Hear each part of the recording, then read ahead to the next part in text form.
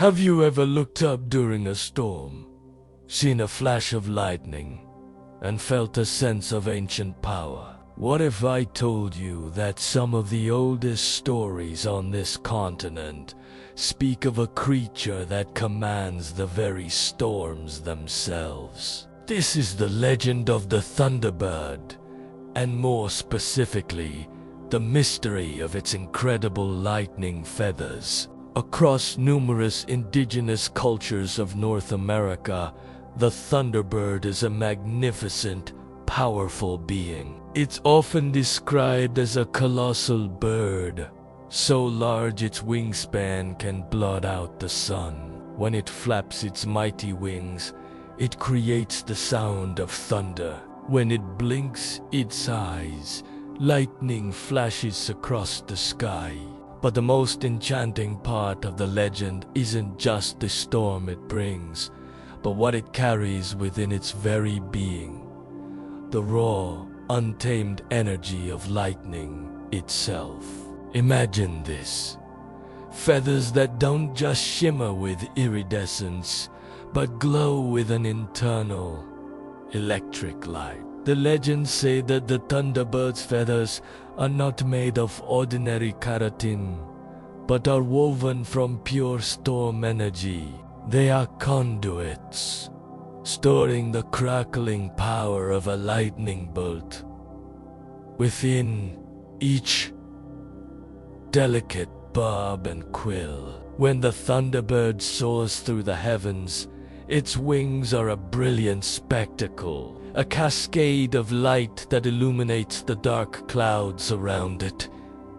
These aren't just pretty decorations. The stories tell us that this stored lightning is the source of the bird's power. It can be unleashed at will, directed with a flick of a wing. This is how the Thunderbird hunts, how it defends its territory, and how it communicates its divine authority over the sky. The feathers are both a battery and a weapon, a beautiful and terrifying manifestation of nature's raw force. Now, here's where the mystery deepens. What happens when one of these feathers falls to earth?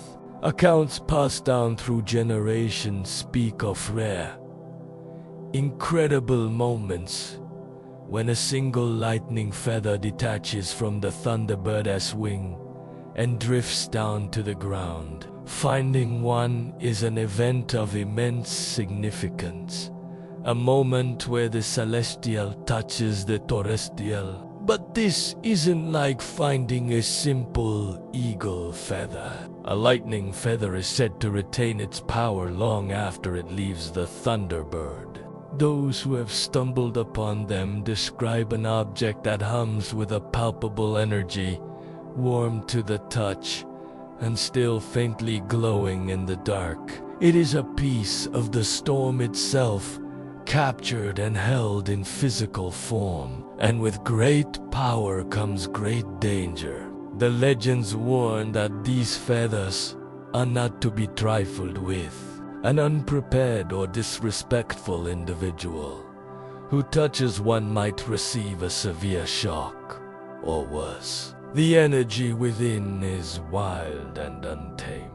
It is said that holding a lightning feather is like holding a piece of a star. Its power can illuminate, but it can also burn. Stories are told of people who tried to misuse the feather's power for their own selfish gain, only to have the storm's energy turn against them, bringing misfortune or disaster. Because of this, the discovery of a lightning feather is a matter for the entire community, guided by the wisdom of elders and spiritual leaders. It requires ceremony, respect, and a deep understanding of the forces at play. So, how did different tribes interpret these incredible gifts from the sky? The perspectives are as diverse as the cultures themselves.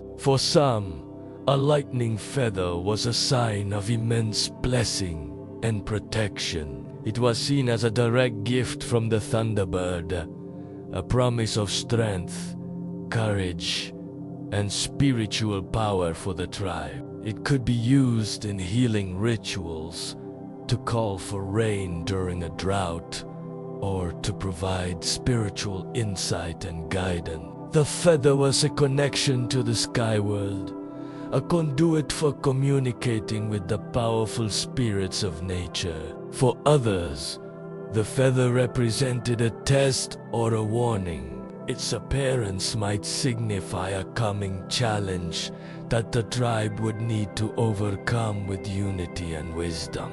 The feather's power had to be respected and appeased, not just used. It was a reminder of the Thunderbird's role as a gatekeeper and a judge, a force that maintains the balance between the upper and lower worlds. Handling it required great spiritual purity and intent. In these traditions, the feather wasn't just a tool. It was a living entity. It was believed to have a will of its own, drawn to those with a strong heart and a clear purpose. Shamans and medicine people who were deemed worthy might be able to harness its power, using it to see visions of the future or to journey into the spirit realm. Given their immense power and spiritual significance, it's no surprise that lightning feathers,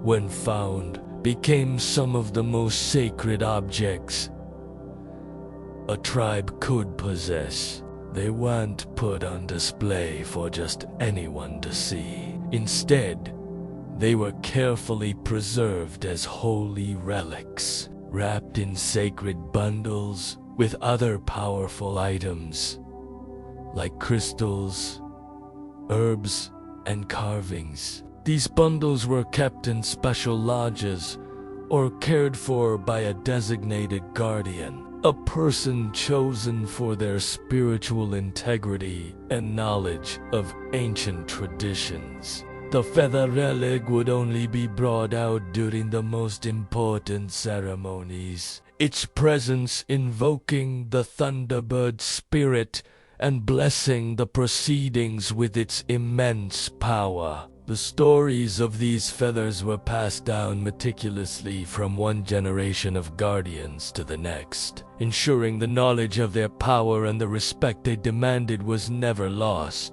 The feather served as a physical anchor for the tribe's oral history, a tangible link to the moment their ancestors were touched by the divine. It was a symbol of their covenant with the sky spirits, a source of identity, and a profound reminder of their place within the grand, interconnected web of the cosmos. The lightning feather wasn't just a relic of a mythical bird, it was the heart of the storm, the soul of the thunder, and a sacred trust held in human hands. So, the next time a thunderstorm rolls in, and you see the sky flash with brilliant light, take a moment. Think of the mighty Thunderbird soaring on the wind, its wings filled with the very same energy, and wonder,